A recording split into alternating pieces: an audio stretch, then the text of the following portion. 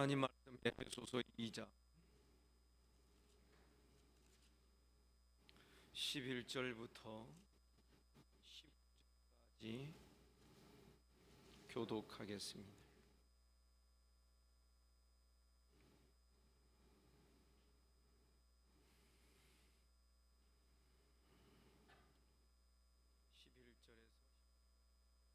그러므로 생각하라.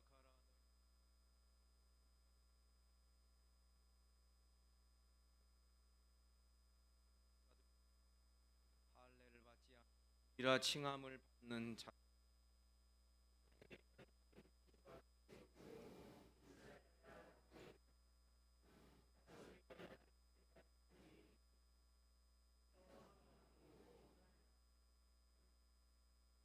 이제 전에 멀리 있던 너희가 그리스도 예수 안에서 그리스도의 피로 자기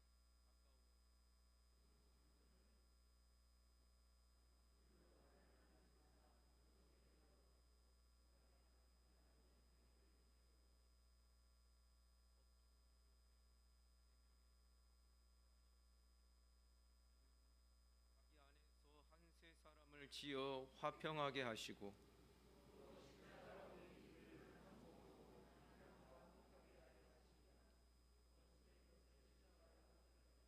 전하시고 가까운 데 있는 자들에게 평안을 전하셨으니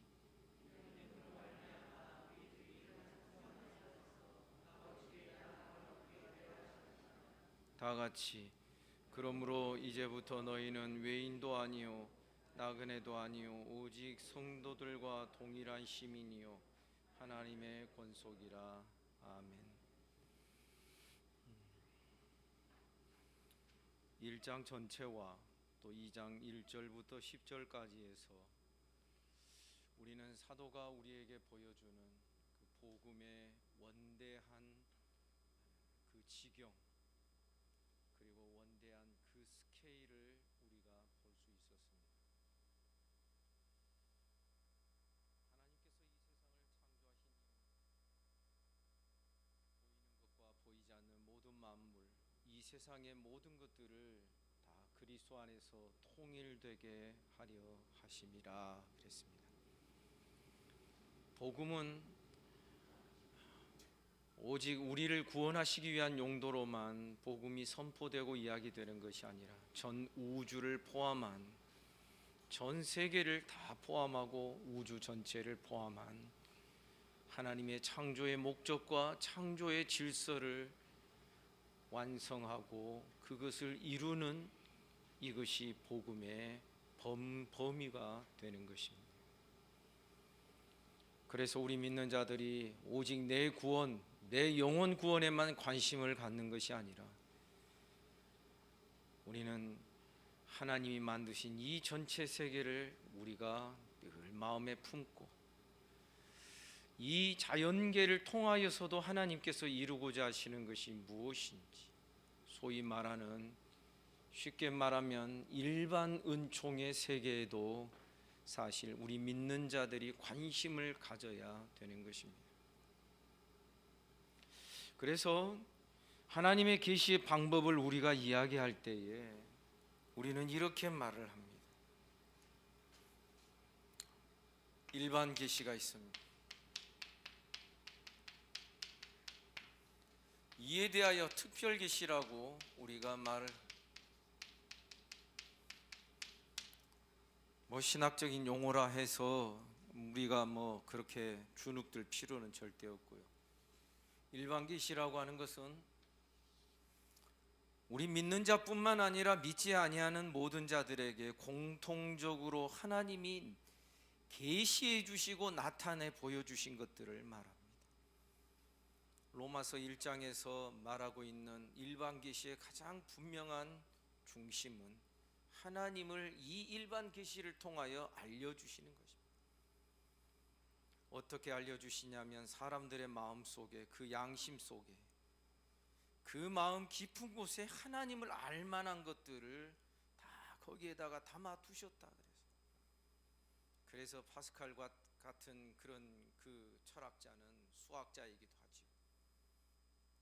이 사람은 뭐라고 말했느냐 하면은 모든 사람에게는 하나님으로 채워져야 될 빈 공간이 항상 있다라고 그렇게 이야기까지 합니다. 믿는 자나 믿지 아니한 자나 하나님의 형상대로 사람을 지으셨기 때문에 하나님이 만드신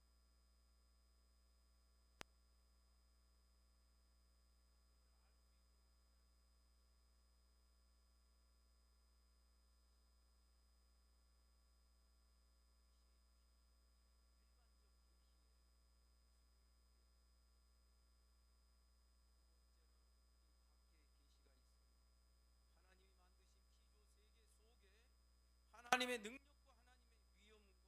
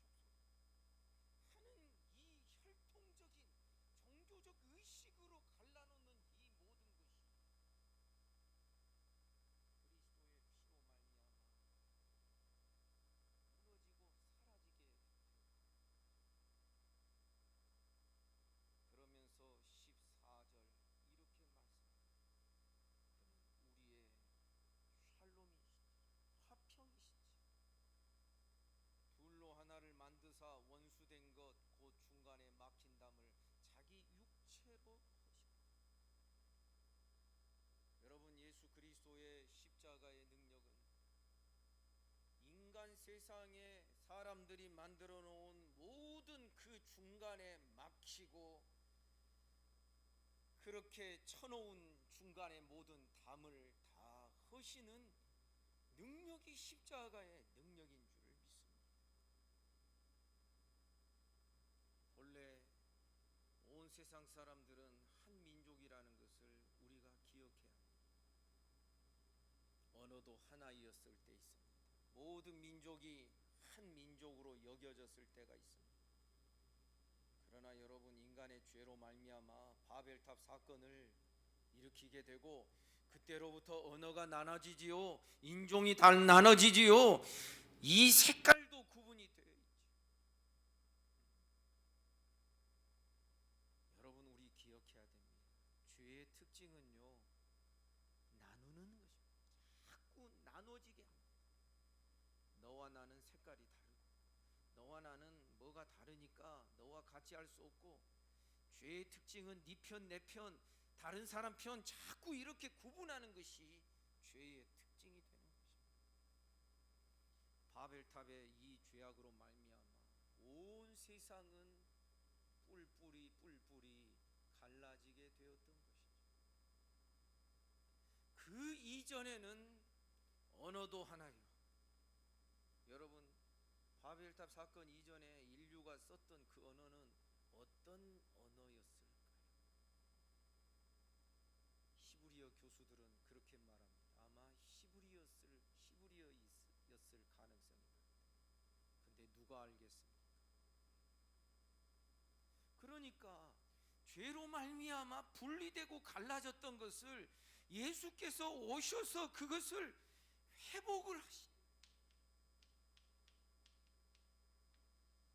회복하면은 바벨탑 사건 이전으로 다시금 온 인류가 하나가 되고 한 사람이 되고 한 혈통, 예수 그리스도의 영적인 혈통으로 하나가 되고 다시 그렇게 회복되는 것이 너무나도 자연스럽고 마땅한 일인 것입니다. 그런 의미에서 14절은 말합니다. 그는 우리의 화평이신지라 둘로 하나를 만드사. 도무지 하나가 될 수 없었던 두 종류의 사람들, 유대인과 이방인, 할례 받은 자와 할례 받지 못한 자, 이것이 얼마나 구분이 되었던지요. 헤롯 성전에 같은 경우에 보면은 이방인들이 들어갈 수 있는 그 경계선이 있습니다. 여기까지는 이방인들. 그 이방인은 어떤 이방인들인 줄 아십니까? 이방인으로서 여호와를 믿는 종교로 개종한 자들. 그러니까 이방인 혈통은 이방인이면서도 할례도 받고 율법도 지키고 이 유대교로 귀의한 자들, 이런 자들이 들어갈 수 있는 이방인의 뜰이라는 곳이 있습니다. 물론 성소에서 가장 끝에 밖에 있는 그런 마당이죠. 그리고 거기를 경계선을 치고 그 다음에 들어갈 수 있는 곳이 유대인의 뜰입니다. 유대인의 뜰 가운데서도 경계를 쳐가지고 더 가까이 들어갈 수 있는 그 뜰이 뭐냐면 유대인들 남자들의 뜰입니다. 여자는 또 뒤로 처지게 되는 것이죠. 그런 의미에서 구약의 성전은 아직은 모든 것이 다 이루어진 상황의 성전이 아니었다라고 우리는 말할 수밖에 없는 것입니다. 이 모든 구분, 중간에 막힌 담이라고 하는 것은 지금 이것은 상징적으로 은유적으로 담을 말하는 것이 아니라 실제적으로 성전에 있었던 이 가로막는 담을 말합니다. 이방인들 비록 할례 다시 받고 그렇게 유대교로 개종을 했지만 이방인들은 여기까지만 담을 만들어둬요. 그 다음에 유대인들은 그 다음 이 담을 만든 것을 주님이 자기 육체로 허무셨다.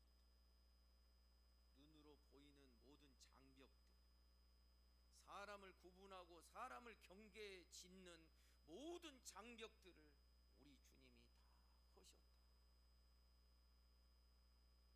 뿐만 아니라 눈으로 보이지 않는 아주 강력한 장벽이 15절에 나옵니다. 법조문으로 된 계명의 율법을 폐하시고. 여러분, 우리가 기억해야 됩니다. 율법이 폐하여진 것이 아닙니다. 여기 말씀에 보면 법조문으로 된 계명의 율법을 폐하시고. 지금 이 말씀은 무엇을 의미하냐면 율법의 그 깊은 것을 제대로 깨달으며 그렇게 율법을 순종하는 것이 아니라 형식적으로 이 율법을 간직하고 형식적으로 이 율법을 지키는 자들, 이 법조문이라는 표현이 바로 그런 것입니다. 이런 자들일수록 무엇이 더 강해집니다. 우리는 율법을 가진 자, 너희는 율법이 없는 자. 유대인으로서의 우월의식을 더 강하게 갖는 그러한 요소가 바로 율법이었던 것입니다.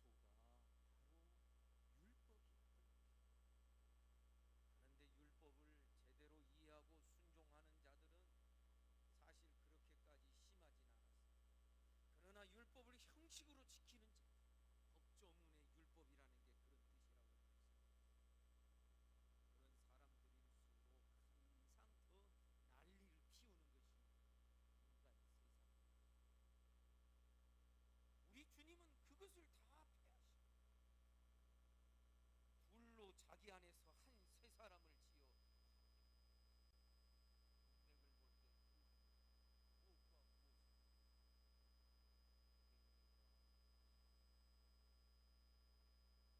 할례 받은 자와 할례 받지 않는 자를 말합니다. 율법을 먼저 받은 자와 그렇지 못한 자, 이런 구분, 인간이 가질 수 있는 모든 이 구분들을 다 그것을 폐하시고 이 둘로 자기 안에서 한 세 사람을 지어 화평하게 샬롬하게 하셨습니다. 더 나아가서 16절에 보니 또 십자가로 이 둘을 한 몸으로 하나님과 화목하게 하려 하시니 원수된 것을 십자가로 소멸하시고. 서로 중간에 막 담을 만들어 놓고 서로 으르렁대고 서로 원수 삼았던 모든 이것을 우리 주님이 십자가로 소멸하고 하나님과 화목한 새 사람으로 지어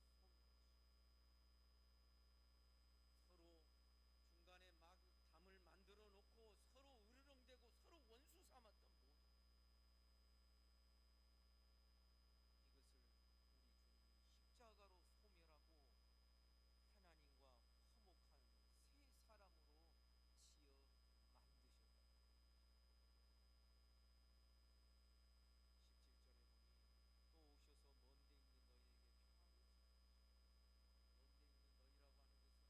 것은 약속에서 멀리 떨어져 있던 이방인들을 말합니다. 먼데 있는 너희에게 평안을 전하시고 또 가까운 데 있는 자들, 유대인들을 말하는 것입니다. 왜냐하면 유대인들은 복음이 유대에서부터 나오는 것이 바로 유대인 가운데서, 이스라엘 가운데서 메시아가 오셨고 복음이 유대에서 예루살렘과 유대와 그 다음에 사마리아와 온 땅 끝으로 시작점이 바로 예루살렘이요 유대였기 때문에, 그래서 먼데 있는 이방인들에게 평안을 전하시고 가까운 데 있는 유대인들에게도 이 그리스도의 복음의 평안을 전하시고 18절 이는 그로 말미암아 우리 한 성령 안에서 아버지께 나아감을.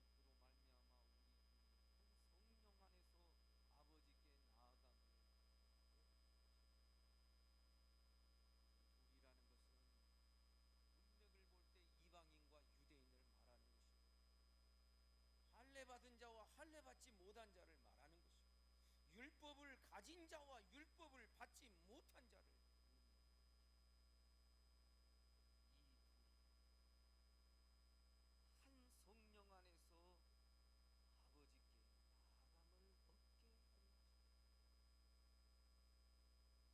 특별히 28절에서 나아간다고 할 때 도달한다, 이른다고 하는 어떤 그 방향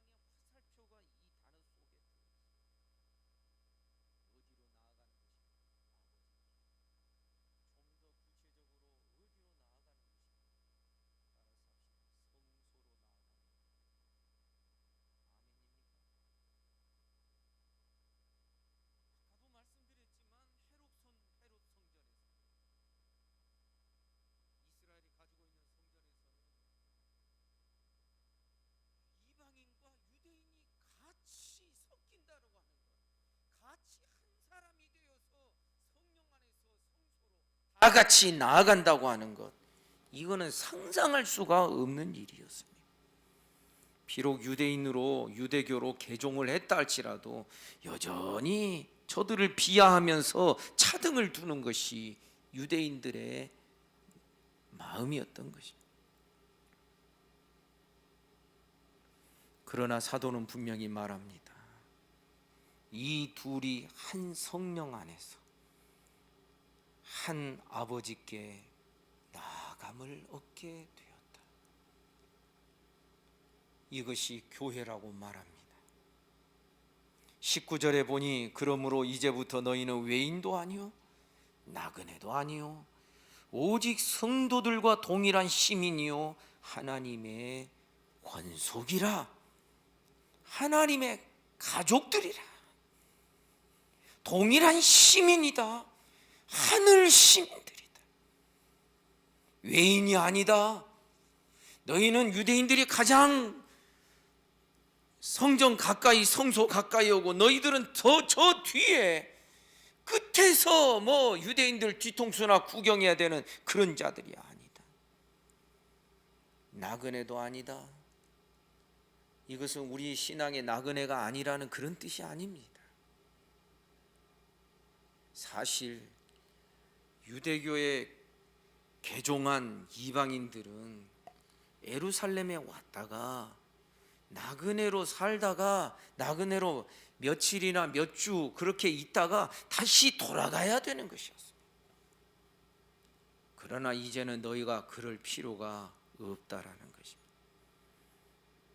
왜 예루살렘이 아니고 이제는 하나님의 교회 중심으로 신앙생활할 수 있는 길이 열렸기 때문입니다.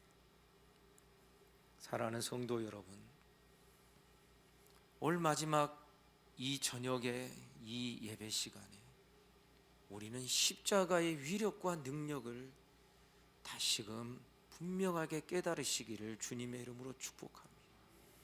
중간에 막힌 것 다 허무는 십자가. 자, 우리 한번 용을 써볼까요? 예수 이름으로 명하노니 허물어져라. 여러분 가정에서 그렇게 많이 선포하시기를 바랍니다. 사실 부부간에 담이 허물어지는 은혜가 있기를 주님의 이름으로 축복합니다. 뭔가 부부간에 더 가까이 가고 싶은데 더 가까이 가지 못하고 더 가까이 오는 것을 내가 용납 못하는 그런 부부들이 있을 수 있습니다. 그 원인이 무엇 때문일까? 이 담이 헐어져야 되는데 사실은 그런 담이 헐어지지 않는 이유는 내 안에 이미 커다란 담이 있기 때문에 그렇습니다. 그래서 우리는 로마서 8장을 통하여 제가 거듭 반복하며 말씀드렸던 것을 여러분 기억하십시오. 가장 먼저 멸하고 가장 먼저 허물고 가장 먼저 진멸해야 될 내가 내 안에 있는 것입니다. 사실 가장 먼저 통일돼야 될 존재가 나입니다. 왜냐하면 내가 이분화되어 있습니다. 바울 사도는 말합니다. 내 안에 하나님의 법을 좋아하는 내가 있지만 죄의 법을 좋아하는 또 내가 있다. 이 둘이 내 안에서 불편하게 화평을 이루지 못하는 거예요. 여러분, 우리 기억해야 됩니다. 이러한 우리들의 근본적인 싸움을 그저 분명하게 말하지 아니하고 그것을 뛰어넘어 무조건 평화, 우리 친하게 지내고 평화, 화평. 여러분, 이 화평에 속으면 안 됩니다. 오늘 본문에 보니 십자가의 피가 우리를 화평하게 한다. 십자가의 피, 예수의 피가 우리를 화평하게 한다는 그 뜻이 무엇입니까? 피는 우리의 죄사함을 얻게 하는 하나님의 능력이 되는 것입니다. 십자가의 능력이 그런 것입니다. 그래서 여러분 아시죠? 내가 안 편하면 모든 관계가 안 편하게 되어 있습니다. 내가 그리스도 예수 안에서 먼저 통일되는 은혜가 있기를 주님의 이름으로 축복합니다. 내가 어떻게 통일됩니까? 영으로 육의 행실을 죽이며. 그래서 우리 사사기 강론할 때 그런 말씀 많이 들었습니다. 사사시대, 쉽게 말하면 이것은 분열의 시대입니다. 어느 정도까지 분열됐냐면은 각각 사람들이 자기 소견에 오른 대로 열이면 열의 마음이 다 있습니다. 여러분, 이 사사시대의 특징이 뭐냐면은 하나님이 명령하신 가나안 거민과의 싸움을 회피한 시대입니다. 그러다가 어떤 싸움이 벌어지게 됩니까? 이스라엘 자기들끼리 싸움이 나중에 후반부에 보면 벌어지게 됩니다. 그런데 이 사사시대를 지나서 왕국시대가 되면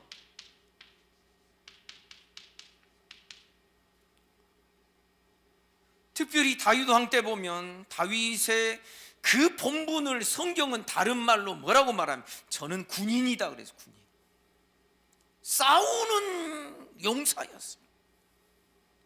그래서 다윗 왕국 때에는 다윗 왕을 중심으로 해서 블레셋을 제압, 모압과 암몬을 제압. 어디까지 진출합니까? 저 아람을 지나서 유브라데 강까지, 바벨론이 세워진 그 유브라데까지 진출을 합니다. 그래서 애굽 이쪽에서부터, 애굽 경계에서부터 저 하맛 어귀, 더 나아가서 유브라데까지 하나님이 아브라함에게 보여주셨던 약속의 땅의 그 전 영역이 구약 역사에서 딱 한 번 이 다윗 왕국 시대에 정복이 돼요. 이때에는 전쟁이 활발한 시대였습니다. 이런 것이 영적으로 이 모든 것이 분명히 그림자인데, 구약은 그림자이기 때문에 이것이 실체의 신약 시대에 어떤 형태로 나타나야 되는, 이게 바로 로마서 8장이 갖는 중요한 위치, 의미가 바로 그런 것입니다. 영으로 육의 행실을 죽여라. 이 말씀을 저는 곧잘 이렇게 바꿔서 설명했습니다. 내 안에 가나안을 진멸해라. 아멘입니까? 여러분, 우리의 신앙이요, 자꾸만 우리 내면화되는 것을 우리는 경계합니다. 왜냐하면 자기만 들여다보고 자기를 살피고 막 이러다 보면 사람이 자꾸만 안으로 말려들게 돼 있습니다. 그러나 그렇다 할지라도 성경이 분명하게 우리에게 가르쳐주는 이 영적 싸움의 제1호, 제1 번째 대상이 나와의 싸움인 것입니다. 그래서 우리 알아야 됩니다. 싸움이 많았고 전쟁이 많았던 시절에는 뭐도 많습니까? 따라서 승리가 많습니다. 그러면 승리하면 뭐가 얻어집니까? 전리품이 얻어집니다. 이것도 또 역시 이 신약 시대 실체로서 우리에게 무엇을 이야기하고 있습니까?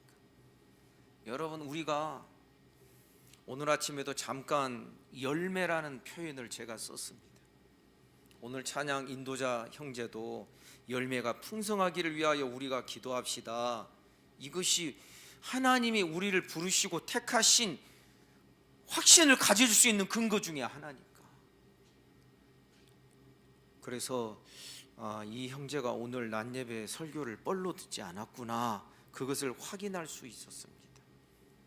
그래서 이따가 예배 끝나면 아주 좀 만져줄까 하는 생각이 있습니다. 이쁘다 하면서 이제 막힌 혈도를 한번 쭉 아프게 만지면은 이제 아파하면서도 그런데 목사님 시원해요, 이렇게 말하는 형제였거든요. 여러분, 우리 깨달아야 됩니다.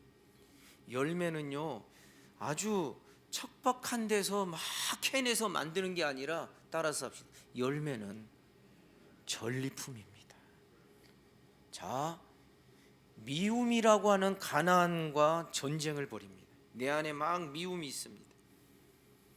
마치 구약 시대에 하나님 모르는 뭐 시위 족속, 여부수 족속 막 그것처럼 내 안에 이 미움이라는 족속이 내 안에 꽉 도사리고 있습니다. 그러면 어떡합니까? 자꾸만 미워하게 되고 막 눈이 흘겨지고 막 쳐다보고 싶지도 않고 누가 있으면 피하고 싶고 막 그런 마음이 있을 때에 이 미움의 가나안 족속을 정면으로 부딪혀서 그것을 제압을 하기 시작을 해야 돼요. 어떻게? 내 안에 이 미움을 그대로 살짝 눈 감아서 방치해버리면 안 됩니다. 이것을 정면으로 말씀 앞에 딱 펼쳐놓고 내 안에 있는 것을 멱살을 잡아서 끌어내면서 너희 놈 이리 와봐. 나는 이렇게 살아서는 안 될 사람이거든. 그러면서 십자가 붙들고 성령 안에서 이 미움을 죽이는 겁니다. 그 미움을 제압하면 승리를 얻으면 전리품이 있는데, 그렇게 해서 미움을 이겨서 미움, 질투, 다툼을 이겨서 얻을 수 있는 전리품이 사랑이라는 열매. 여러분 믿습니까? 이 이야기는 제가 구약을 강론할 때 오래전에 많이 했던 이야기입니다. 여러분, 하나님께서 분명히 이 사사시대나 출애굽 시대에도 보면은 기원전 BC 1500년 전에, 그때가 모세 시대니까 여러분 그때 이 세계 인구를 딱 보면은 하나님이 하늘에서 보시면 비어있는 땅이 얼마나 많습니까? 그런데 참 사람들이 이 여부수 족속, 시위 족속, 안악자손 막 이런 사람들, 하나님 모르는 족속들이 바글바글 거리는 곳이 가나안 땅이었습니다. 왜 가나안 땅이 이렇게 사람으로 바글거리게 됐는지는 바벨탑 사건 창세기 11장을 보면 나옵니다. 바벨탑의 주역이 누구냐면 가나안입니다. 가나안이라는 아들입니다. 그래서 저는 왜 하나님께서 그 당시에 아메리카 대륙이나 알래스카 대륙이나 뭐 남미나 뭐 사람이 얼마나 많이 없었겠습니까? 비어있는 땅 많으면 전쟁할 필요도 없이 너희는 거기로 가서 이주해서 거기서 하나님 나라 이루어라 그럴 것인데, 우리 같으면 구태여 사람이 바글거리고 문명을 막 이루었고 바벨탑을 쌓았던 문명이니까 그 문명이 철기 문화였다라고요. 이스라엘이 들어올 때는 철기 문화가 아니었습니다. 이스라엘은 문명이 오히려 가나안 거민보다도 더 낙후되어 있었습니다. 그래서 신명기에 보면 모세가 경고를 합니다. 너희가 너희 손으로 심지 아니하는 그 포도나무나 그 과수들을 너희가 이제 얻게 되고, 너희 손으로 짓지 아니한 집들을 너희가 얻어서 거기에 들어가 살게 될 때에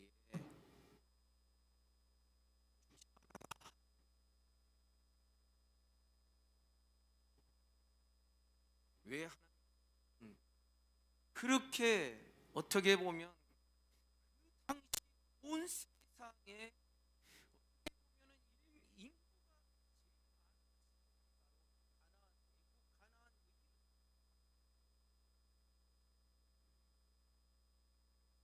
하나님께서 니네 머리가 가나안 겁니다. 왜 그런 말씀을 하셨겠냐? 나중에 훗날 그것을 그림자로 하여 훗날 우리들에게 이 실체의 영적 싸움을 보여주시기 위함인 것입니다. 사랑 여러분, 가장 먼저 내 안에 막힌 담을 허시기를 주님의 이름으로 축복합니다.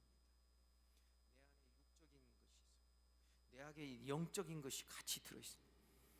이 둘 사이에 막힌 담을 십자가로 우리가 되기를 원합니다. 그래서 내가 어느 정도 통일이 되고 평정이 되잖아요. 그러면 내 안에 내 남편을 대하는 태도가 달라지게 되어 있습니다. 내가 불편하니까 남편을 대하는 방식도 불편하고 아내를 대하는 방식도 불편해. 내가 나를 어색하게 여기고 있는데 아내가 나한테 쑥 도발을 해와요. 여보 하면서 들어오면 뭐야. 혹시 이런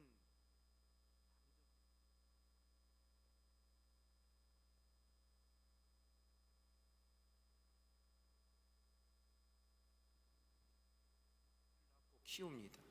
제가 가장 아이들을 키울 때 처음에 당혹스러웠던 것은 나 한 사람도 내가 주체 못하겠는데 내가 어쩌자고 이렇게 애들을 셋씩이나 낳았을까.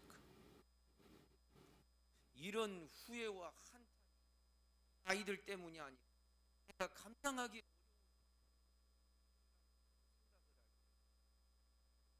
아주 잠깐 그런 생각 해본 적이 있어요.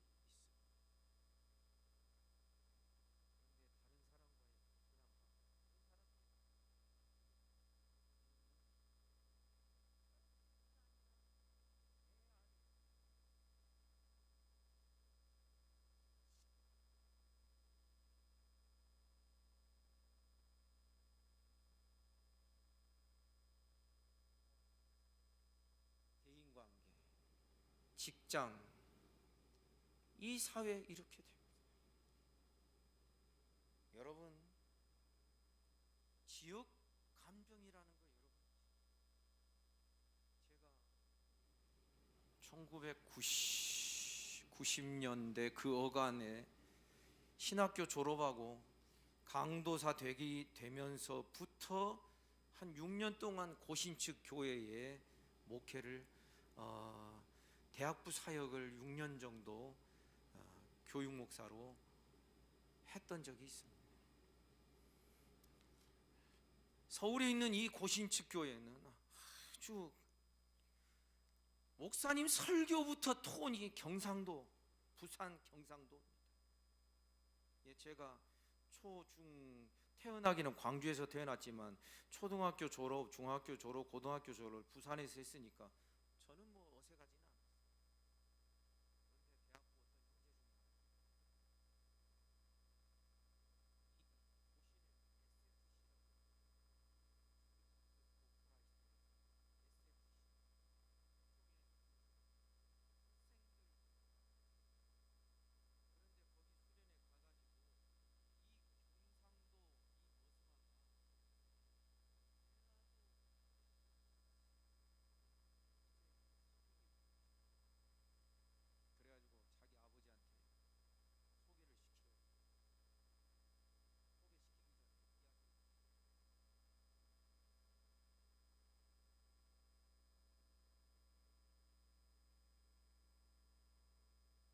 강도 사람들은 막 이렇게 막 함부로 나가. 아버지가 쩍불쩍 뛰었어요. 어쩌다가 전라도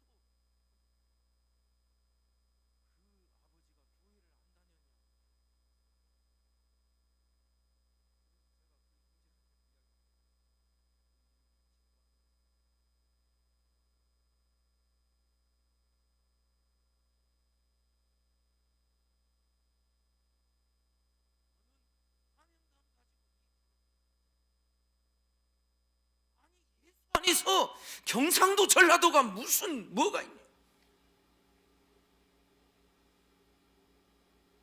결국 어떻게 했게요? 결혼했습니다. 그리고 애 낳고 사는 것을 보고서 저는 이제 내려왔죠. 그런데 이 형제를 어디서 언제 만났냐면 아마 5년 전쯤 됐나요? 종교계 500주년 그 여행으로 이렇게 목사님들하고 교수님들하고 같이 유럽을 다니고 있었을 때 프랑스에 있는 어떤 미술관을 갔는데 이렇게 한참 그 미술관 사진도 찍고 막 보고 있는데 어느 방에서 탁 나오는데 그 형제인 거예요. 이 친구도 놀라고 저도 놀라고. 인도의 지사장으로 가 있었는데 거기서 휴가 받아가지고 프랑스 가족여행을 왔는데 아이들 다 데리고 자기 아내 데리고 그렇게 왔습니다.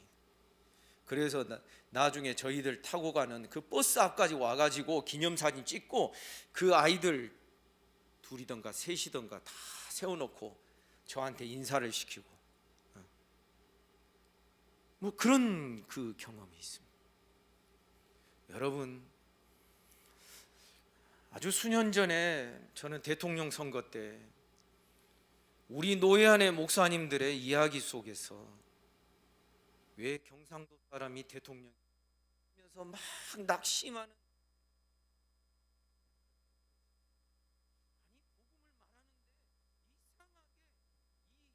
이 이야기만 나오면 딱 이게 막 갈라지더라고요. 사랑하는 성도 여러분, 예수 그리스도의 십자가의 피는 중간에 막힌 담을 허시는 능력이 있는 줄 믿습니다. 나부터 허물어져야 됩니다. 부부 사이의 담이 허물어져야 됩니다. 이렇게 되기를 주님의 이름으로 축복합니다. 부모와 자녀 사이의 담도 허물어져야 됩니다. 교회 안에서의 모든 성도들과 성도들의 관계, 목회자와 성도의 관계의 담도, 사람이 세워놓은 모든 담도 다 허물어져야 됩니다. 그렇게 해서 무엇이 만들어져야 됩니까? 평화가 이루어져야 됩니다. 샬롬이 만들어져야 됩니다. 이 모든 여러 사람들을 향한 그 샬롬의 첫 시작이 어디라고요? 내 안에서의 샬롬이 먼저 만들어져야 됩니다. 내가 불편하면 모든 관계가 다 불편해집니다. 내가 삐뚤어져 있으면 모든 것이 다 삐뚤어져 보이게 되는 것이 사람인 것입니다. 우리 주님은 오늘 본문에서 말씀합니다. 그는 중간에 막힌 담을 다 허셨다. 아멘입니까? 자기 십자가로 이 둘을 한 몸으로 하나님과 화목하게 하시려고, 심지어 원수지간 된 것까지도 십자가로 다 소멸하셨다. 복음 안에서 이념의 그 경계선, 이것도 다 허물어져야 되는 것입니다. 사랑하는 성도 여러분, 우리는 예수 그리스도 안에서 진정한 평화, 평강을 맛볼 수 있기를 주님의 이름으로 축복합니다. 내 안에서부터, 나와의 싸움에서 내가 평안할 때 다른 사람도 평안하게 봐집니다. 그런데 내가 평안하지 않으면 다른 사람도 늘 내 눈으로 보게 돼 있으니까 평안하게 안 봐집니다. 그러면은 삐뚤어지고 오해되고, 막 어떤 말은 못 듣게 되고 안 듣게 되고, 자기 생각으로 다시 재해석해서 오해를 하고. 여러분, 이런 현상들이 나타나는 이유, 쉽게 말하면 내가 다른 사람의 말을 제대로 잘 경청 못하는 이유는 내 속이 복잡하기 때문에 그렇습니다. 내 속이 복잡한 사람, 내가 통일되어 있지 않는 사람은 오해도 잘해요. 그러니까 또 고집도 세요. 이런저런 이야기 하면 끝이 없는데, 어쨌든 우리는 십자가 붙들고 통일되는 신앙 되기를 주님의 이름으로 축복합니다. 그래서 내가 통일되고 내 가정이 통일이 되고, 예수 안에서 그것도 교회가 통일이 되고. 우리 교회는 대통령 선거 때 전혀 그 부분에 대해서 설교나 언급조차 안 하니까 별 문제 안 됩니다만, 여러분, 사람이 만들어낸 지방색, 사람이 만들어내는 그 학력의 벽, 사람이 만들어낸 빈부의 그 차이, 언젠가 말씀드린 대로 우리 사회가 이미 귀족 사회가 따로 하이클래스가 만들어져 있습니다. 저나 여러분은 열등한 클래스입니다. 그러나 우리는 예수 십자가 붙들고 하늘의 시민권을 이미 획득한 자들인 줄 믿습니다. 우리는 어차피 이 세상과 다르게 살아야 되고, 이 세상이 흘러가는 대로 떠내려가는 삶이 되어서는 안 되는 것입니다. 예수 안에서 참된 샬롬을 경험하는 저와 여러분, 우리 모두가 되기를 주님의 이름으로 축복합니다.